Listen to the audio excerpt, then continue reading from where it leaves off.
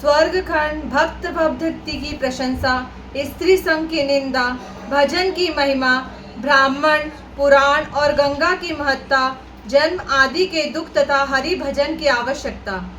सूत जी कहते हैं, ब्राह्मणों, पूर्व काल में अमित तेजस्वी व्यास जी ने इस प्रकार आश्रम धर्म का वर्णन किया था।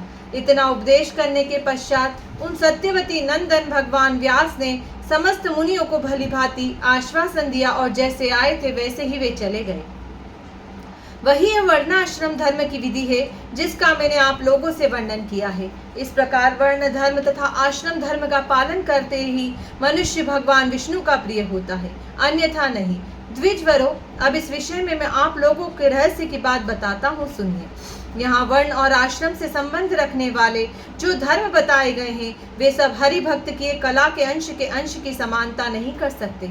कलयुग में मनुष्यों के लिए इस मर्त्य लोक में एकमात्र हरि भक्ति ही साध्य है। जो कलयुग में भगवान नारायण का पूजन करता है वह धर्म के फल का भागी होता है। अनेकों नामों द्वारा जिन्हें पुकारा जाता है तथा जो इंद्रियों के नियंता है, उन परम शांत सनातन भगवान दामोदर को हृदय में स्थापित करके मनुष्य तीनों लोकों पर विजय पा जाता है।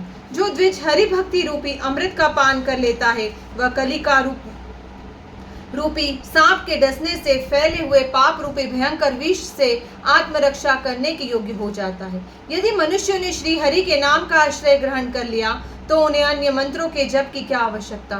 जो अपने मस्तक पर श्री विष्णु का चरणोदक धारण करता है उसे स्नान से क्या लेना देना। जिसने अपने हृदय में श्री हरि के चरण कमलों को स्थापित कर लिया है उसको यज्ञ से क्या प्रयोजन है। जिन्होंने सभा में भगवान की लीलाओं का वर्णन किया है उन्हें दान की क्या आवश्यकता है। जो श्री हरि के गुणों का श्रवण करके बारंबार हर्षित होता है, भगवान श्री कृष्ण के चित्त लगाए रखने वाले उस भक्त पुरुष को वही गति प्राप्त होती है जो समाधि में आनंद का अनुभव करने वाले योगों की मिलती है। पाखंडी और पापासक्त पुरुष उस आनंद में विघ्न डालने वाले बताए गए हैं। नारियां तथा उनका अधिक संग करने वाले पुरुष भी हरि भक्ति में बाधा पहुंचाने वाले हैं। स्त्रियां नेत्रों के कटाक्ष से जो संकेत करती है उसका उल्लंघन करना देवताओं के लिए भी कठिन होता है। जिसने उस पर विजय पा ली है वही संसार में भगवान का भक्त कहलाता है। मुनि भी इस लोक में नारी के चरित्र पर लुभाकर मतवाले हो उठते हैं। ब्राह्मणों, जो लोग नारी की भक्ति का आश्रय लेते हैं उन्हें भगवान की भक्ति कैसे प्राप्त हो सकती है। द्विजो, बहुत सी राक्षसनियां कामनी का वेश धारण करके इस संसार में विचरती रहती है। वे सदा मनुष्यों की बुद्धि एवं विवेक को अपना ग्रास बनाया करती है। विप्रगण, जब तक किसी सुंदरी स्त्री के चंचल नेत्रों का कटाक्ष जो संपूर्ण धर्मों का लोप करने वाला है मनुष्य के ऊपर नहीं पड़ता तभी तक उसकी विद्या कुछ करने में समर्थ होती है। तभी तक उसे ज्ञान बना रहता है। तभी तक सब शास्त्रों को धारण करने वाली उसकी मेधा शक्ति निर्मल बनी रहती है। तभी तक जप तप और तीर्थ सेवा बन पड़ती है। तभी तक गुरु की सेवा संभव है और तभी तक इस संसार सागर से पार होने के साधन में मनुष्य का मन लगता है। इतना ही नहीं, बोध विवेक सत्संग की रुचि तथा पौराणिक बातों को सुनने की लालसा भी तभी तक रहती है। जो भगवत चरणारविंदों के मकरंद का लेश मात्र भी पाकर आनंद मग्न हो जाते हैं उनके ऊपर नारियों के चंचल कटाक्षपात का प्रभाव नहीं पड़ता। द्विजों, जिन्होंने प्रत्येक जन्म में भगवान ऋषिकेश का सेवन किया है, ब्राह्मणों को दान दिया है तथा अग्नि में हवन किया है, उन्हीं को उन विषयों की ओर से वैराग्य होता है। स्त्रियों में सौंदर्य नाम की वस्तु ही क्या है। पीप, मूत्र, विष्ठा, रक्त, त्वचा, मेदा, हड्डी और मज्जा, इन सब से युक्त जो ढांचा है उसी का नाम है शरीर। भला इसमें सौंदर्य कहाँ से आया। उपयुक्त वस्तुओं को पृथक पृथक करके यदि छू लिया जाए तो स्नान करके ही मनुष्य शुद्ध होता है। किंतु ब्राह्मणों, इन सभी वस्तुओं से युक्त और अपवित्र शरीर है वह लोगों को सुंदर दिखाई देता है। अहो, यह मनुष्य की अत्यंत दुर्दशा है जो दुर्भाग्यतावश घटित हुई है। पुरुष उभरे हुए कूचों से युक्त शरीर में स्त्री बुद्धि करके प्रवृत्त होता है, किंतु कौन स्त्री है और कौन पुरुष विचार करने पर कुछ भी सिद्ध नहीं होता। इसलिए साधु पुरुष को सब प्रकार से स्त्री के संग का परित्याग करना चाहिए। भला स्त्री का आश्रय लेकर कौन पुरुष इस पृथ्वी पर सिद्धि पा सकता है।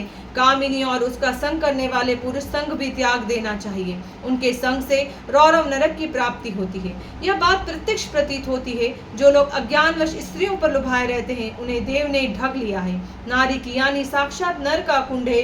कामी पुरुष को उसमें पकना पड़ता है, क्योंकि जिस भूमि से उसका आविर्भाव हुआ है वहीं पर फिर रमण करता है। अहो, जहाँ से मल जनित मूत्र और रज बहता है वही मनुष्य रमण करता है, उससे बढ़कर अपवित्र कौन होगा। वहाँ अत्यंत कष्ट है, फिर भी मनुष्य उसमें प्रवृत्त होता है। अहो, यह देव की कैसी विडंबना है। उस अपवित्र योनि में बारंबार रमना करना यह मनुष्यों की कितनी निर्जलता है। अतः बुद्धिमान पुरुष को स्त्री प्रसंग होने वाले बहुतेरे दोषों पर विचार करना चाहिए। मैथुन से बल की हानि होती है और उससे उसको अत्यंत निंद्रा आलस्य आने लगती है। फिर नींद से बेसुध रहने वाले मनुष्य की आयु कम हो जाती है। इसलिए बुद्धिमान पुरुष को उचित है कि वह नारी को अपनी मृत्यु के समान समझे और मन को प्रयत्न पूर्वक भगवान गोविंद के चरण कमलों में लगाए। श्री गोविंद के चरणों की सेवा इहलोक और परलोक में भी सुख देने वाली है। उसे छोड़कर कौन महामूर्ख पुरुष स्त्री के चरणों का सेवन करेगा। भगवान जनार्दन के चरणों की सेवा मोक्ष प्रदान करने वाली है तथा स्त्रियों की योनि का सेवन योनि की ही संकट में डालने वाला है। योनि सेवा पुरुष को बार बार योनि में ही गिरना पड़ता है। यंत्र में कैसे जाने वाले को जैसा कष्ट होता है वैसी ही यातना उसे भी भोगनी पड़ती है, परंतु फिर भी वह योनि की अभिलाषा करता है। यह पुरुष कैसी विडंबना है, इसे जानना चाहिए। मैं अपनी भुजाएं ऊपर उठाकर कहता हूँ, मेरी उत्तम बात सुनो, श्री गोविंद में मन लगाओ, यातना देने वाली योनि में नहीं। जो स्त्री की आसक्ति छोड़कर विचरता है वह मानव पग पग पर अश्वमेध यज्ञ का फल पाता है। यदि देव योग से उत्तम कुल में उत्तम सती साध्वी स्त्री से मनुष्य का विवाह हो जाए तो उससे पुत्र का जन्म होने के पश्चात फिर उसके साथ समागम न करे। ऐसे पुरुष पर भगवान जगदीश्वर संतुष्ट होते हैं, इसमें तनिक भी संदेह नहीं है। धर्मज्ञ पुरुष स्त्री के संग को असत्संग कहते हैं। उसके रहते भगवान श्री हरि में सुदृढ़ भक्ति नहीं होती, इसलिए सब प्रकार के संगों का परित्याग करके भगवान की भक्ति ही करनी चाहिए। मेरे विचार से संसार में श्री हरि की भक्ति दुर्लभ है। जिसकी भगवान में भक्ति होती वह मनुष्य निसंदेह कृतार्थ हो जाता है।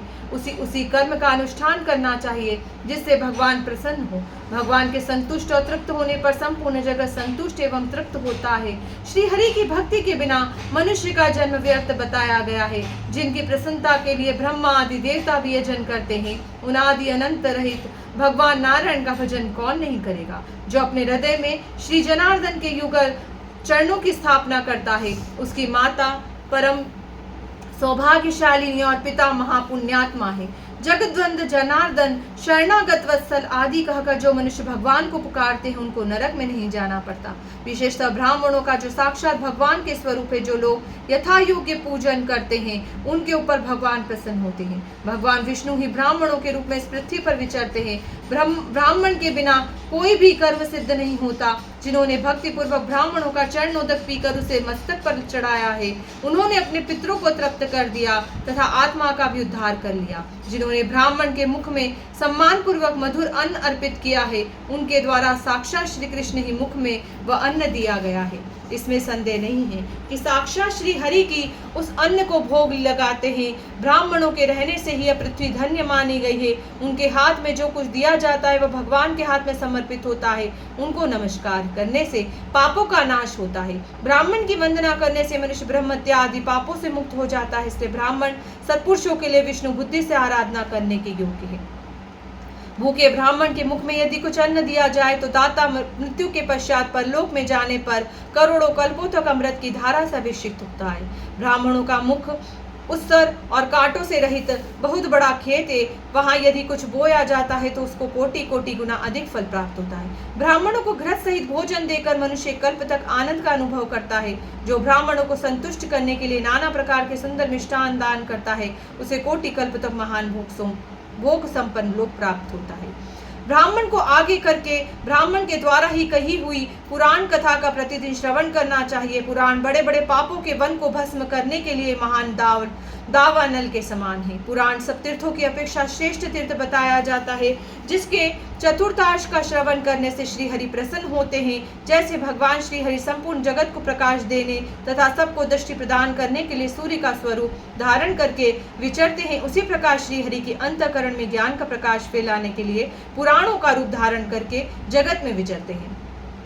पुराण परम पावन शास्त्र है। अतः यदि श्री हरि की प्रसन्नता प्राप्त करने का मन हो तो मनुष्य को निरंतर श्री कृष्ण रूपी परमात्मा के पुराण का श्रवण करना चाहिए।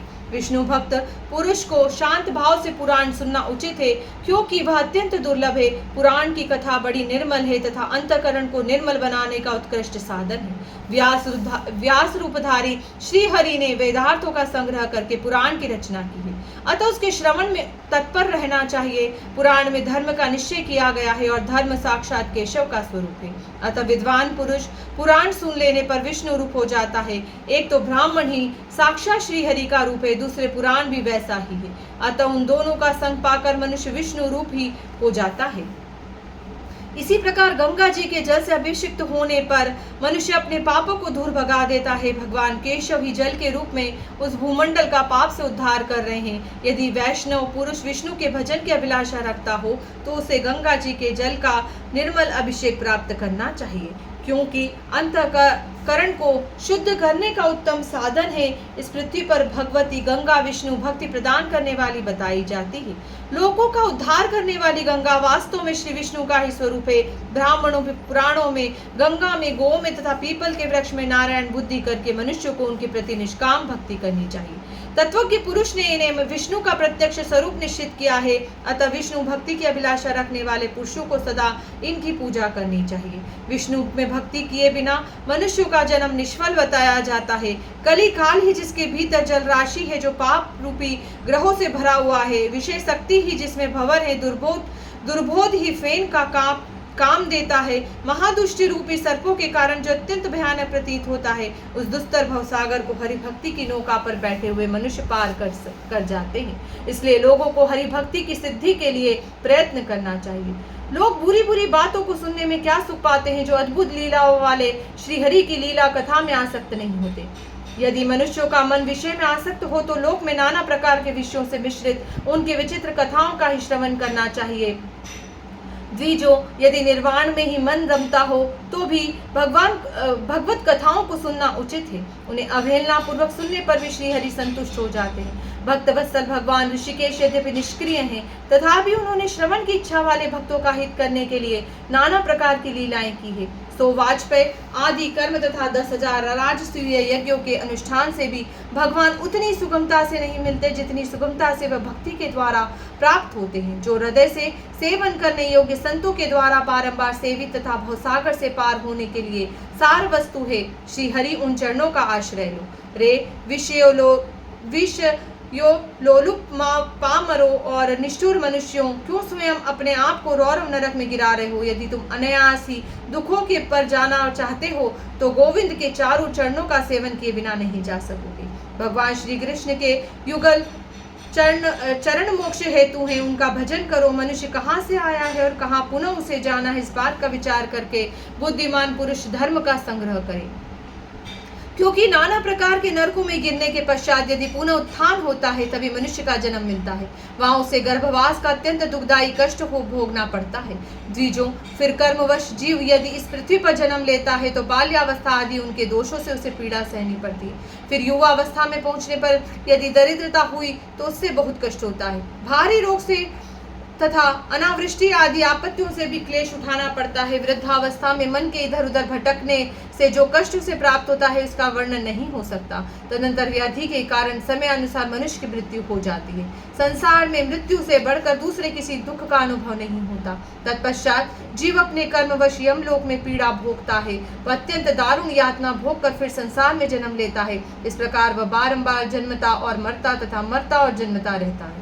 जिसने भगवान गोविंद के चरणों की आराधना नहीं की है उसी की ऐसी दशा होती है। गोविंद के चरणों की आराधना न करने वाले मनुष्य के बिना कष्ट की मृत्यु नहीं होती तथा बिना कष्ट के उसे जीवन भी नहीं मिलता। यदि घर में धन हो तो उसे रखने से क्या फल हुआ। जिस समय यमराज के दूत आकर जीव को खींचते हुए उस समय धन का क्या उससे पीछे पीछे जाता है, उस समय धन क्या उसके पीछे पीछे जाता है। अतः ब्राह्मणों के सत्कार में लगाया हुआ धन ही सब प्रकार के सुख देने वाला है। दान स्वर्ग की सीढ़ी है। दान सब पापों का नाश करने वाला है। गोविंद का भक्ति पूर्वक किया हुआ भजन महान पुण्य की वृद्धि करने वाला है। यदि मनुष्य में बल हो तो उसे व्यर्थ ही नष्ट न करे, आलस्य छोड़कर भगवान के सामने नृत्य करे और गीत गाए। मनुष्यों के पास जो कुछ हो उसे भगवान श्री कृष्ण को समर्पित कर दे। श्री कृष्ण को समर्पित की हुई वस्तु कल्याणदायिनी होती है और किसी को दी हुई वस्तु केवल दुख देने वाली होती है। नेत्रों से श्री हरि ही प्रतिमा का आदि दर्शन तथा कानों से श्री कृष्ण के गुण और नामों का ही अहर्निश श्रवण करे। विद्वान पुरुष को अपनी जीवा से श्री हरि के चरणों तक का आस्वादन करना चाहिए। नासिका से श्री गोविंद के चरण बिंदों पर चढ़े हुए श्री तुलसी दल को सूंघकर त्वचा से हरि भक्त का स्पर्श कर तथा मन से भगवान के चरणों का ध्यान करके जीव कृतार्थ हो जाता है। इसमें अन्यथा विचार करने की आवश्यकता नहीं है। विद्वान पुरुष भगवान में ही मन लगाए और हृदय में ही उनकी भावना करे। ऐसा करने वाला मनुष्य अंत में भगवान को ही प्राप्त होता है। इसमें कुछ विचार करने की आवश्यकता नहीं है। जो मन से भी निरंतर चिंतन करने पर भक्त को अपना पद प्रदान कर देते हैं, उन आदि अनंत अंतरहित भगवान नारायण का कौन मनुष्य सेवन नहीं करेगा। जो विष्णु के चरणार बिंदु में निरंतर चित्त लगाए रहता है, भगवान की प्रसन्नता के लिए अपनी शक्ति के अनुसार दान किया करता है तथा उन्हीं के युगल चरणों में प्रणाम करता है, मन लगाता है और अनुराग रखता है, वह इस मनुष्य लोक में निश्चय ही पूज्य भाव को प्राप्त होता है।